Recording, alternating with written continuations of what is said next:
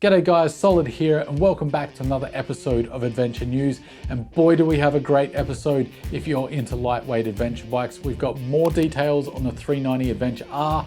We've also got Aprilia getting into the game with a 450 lightweight adventure bike. Royal Enfield have a 650 Scrambler to be released next week. And they've also been caught out testing a rally version of the 450 Himalayan. So let's jump in. Let's start with KTM's 390 Adventure R and all of the family built off that bike. There's two really important things that we need to discuss. Now let's start with those spy shots because we've got more shots since then, and what they showed, the most important thing is that this little KTM is getting cruise control, which I absolutely love, by the way. Some people might poo-poo cruise control, that it's a needless bit of tech that's only going to break, etc, etc.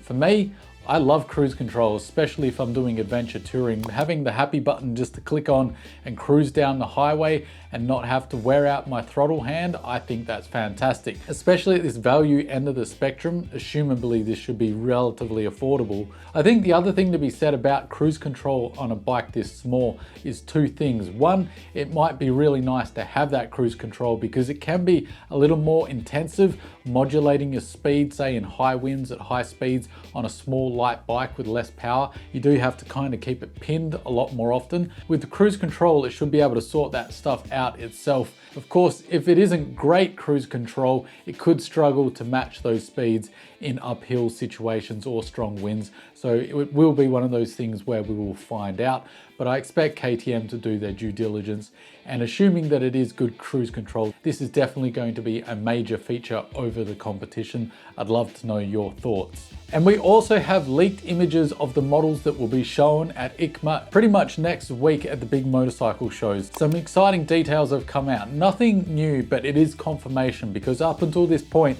we haven't known for sure what to expect. So it looks like we're getting two versions of the 390 Adventure. We're getting an R model, which is the proper dirt model. It has been confirmed by this picture that it's the 21/18 wheel setup, spoke wheels. Unfortunately, doesn't say whether it's tubeless or tube tires. We'll have to wait and see on that. And we get a seat height of 885 millimeters, which is on the tall side admittedly, but for this kind of bike, I think it's pretty much perfect. It also confirms that the suspension is adjustable and it has 230 millimeters of travel. Now to put that into context, that's almost the same amount of travel as my CRF 300L, which is a proper dedicated dual sport for off-road riding. So KTM clearly have done their due diligence with the suspension here. And it also mentioned that this bike will have cornering ABS and traction control. Now the X is also just as important in my opinion. I was really hoping KTM would do this, and the X is basically the adventure touring version of the 390 Adventure in its new format. So it gets the cast wheels at a 1917 setup, which I think is just perfect for that adventure touring at the value end of the spectrum. And when you think this bike is coming with cruise control, I mean, that's going to make a lot of people happy, I think. You're still getting decent amounts of travel too, 200 millimeters, so that's not shabby, especially in the small displacement segment when you're comparing it to bikes like the Honda CB500X. Seat height, of course, is far more approachable at 825 millimeters, so I think that's pretty decent and should be approachable for most heights. But as far as I can see, you don't get the cornering ABS with the X variant.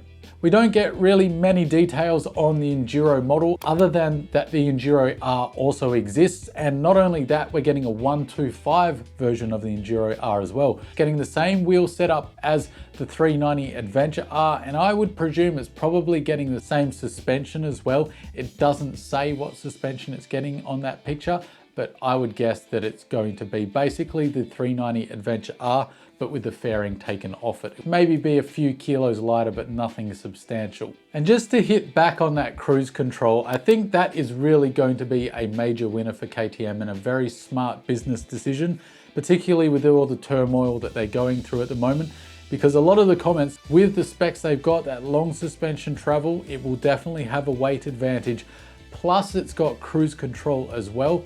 That's going to make a very strong argument for a lot of people. So them's fighting words from KTM, so I'm really excited to see the product in basically a week's time. I'd love to know your thoughts, so chuck them down below. this was not on my radar or bingo card at all. Spy shots have been taken of Aprilia out testing Tuareg 457 based off their RS 457 that they're currently on sale. The bike is set up for a rally event, so it isn't in production form, but you can clearly see in those pictures at the back, it says 457, which I think is a clear indication of its link to the RS 457 and the platform it's based off, which makes a lot of sense because it's a parallel twin, makes 47 horsepower, so it'll fit right in the power mark for the rest of the bikes like the 390 Adventure, the 450 MT and the Himalayan, which all fit into the learner system over in Europe and here in Australia. On top of that, the RS 457, which this is based off, comes in at 175 kilograms wet. So if they can keep the bike as close to that weight as well, it will also have a weight advantage over some of the competition. And if it's anywhere near as well spec'd as the Tuareg 660, I think this is going to be a fantastic little adventure bike. I'd love to see them go a little more premium with the suspension and the setup and its capability. The wheel setup looks the business too. It looks like a 21/18 wheel setup. It looks like it has long travel suspension as well, and clearly it's set up for the rally with the tower, the screen, the big radiators. So it definitely looks the business in this spy shot, but it is early days. We haven't got confirmation from Aprilia, but it is exciting news, especially if you're like me, you're into small displacement adventure bikes and the lighter side of things. So I think it's very promising.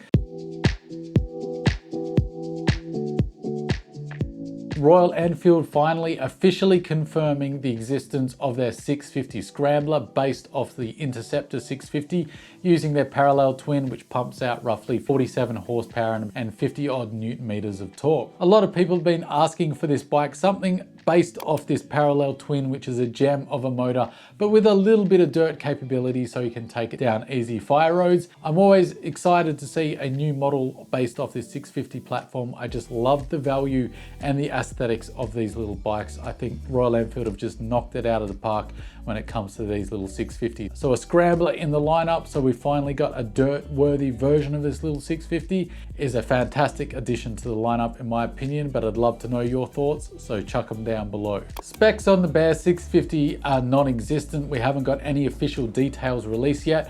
We do have some semi-okay pictures that we can look at, as well as a little bit of video. You can clearly see spoke wheels there. To my eye, that looks like a 1917 wheel setup. So not the most aggressive off-road, but it is a Scrambler. So I think that is a good wheel size for a Scrambler. The suspension is definitely different to the Interceptor 650. These look like USD forks, so beefier front suspension. The rear suspension, it also looks like you get more travel than the Interceptor, but it does look like the twin shock setup, which I think aesthetically suits the Scrambler down to a T. So clearly this will have slightly more competent suspension for maybe some easy dirt roads and fire trails, that kind of thing. This certainly isn't going to be a Scrambler you can take deep into the woods and do some of the crazy stuff. It's going to be too heavy and undersprung for that. But I think for its purpose, looking pretty, sounding great, being affordable and being able to do a little bit of dirt, that's going to be up a lot of people's alleys. I'm excited to see what is in store for us on the 5th of November when they release this bike. Let me know your thoughts down below. Start it up. But here we have spy shots of it being out tested on the road.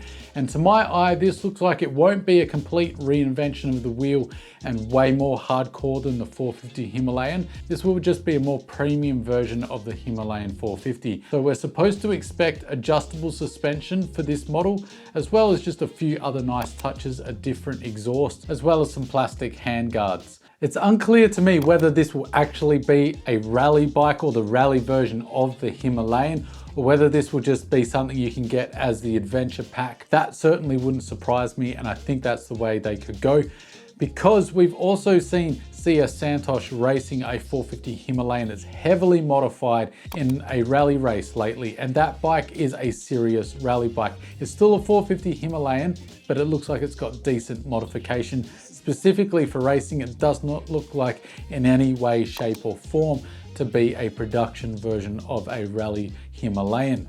But my thought is possibly that this might be a really good way of Royal Enfield doing marketing for the potential lead up to a Himalayan rally that will be far more off-road capable than the current 450 Himalayan, and that these spy shots that we've just seen of the different exhaust, handguards and a few other tweaks here and there could just be a more off-road ready pack, all model to go alongside the 450, and we'll get a more hardcore 450 rally down the road. Anything could happen as nothing is official from Royal Enfield themselves, but I'd love to know your thoughts. How would you like to see this? Do you think we need a hardcore rally version of the 450 Himalayan? Or are you happy with the little bit of extras that we can see in these spy shots? Throw your thoughts down below. I will also be trying to cover, as it happens, the most important pieces of news coming out of the motorcycle shows in the coming weeks. Please let me know what bikes you're looking forward to most and what you want to see covered, and I'll do my best to stay on top of it. And until then, guys, don't forget to stay shiny side up, and I'll see you in the next one.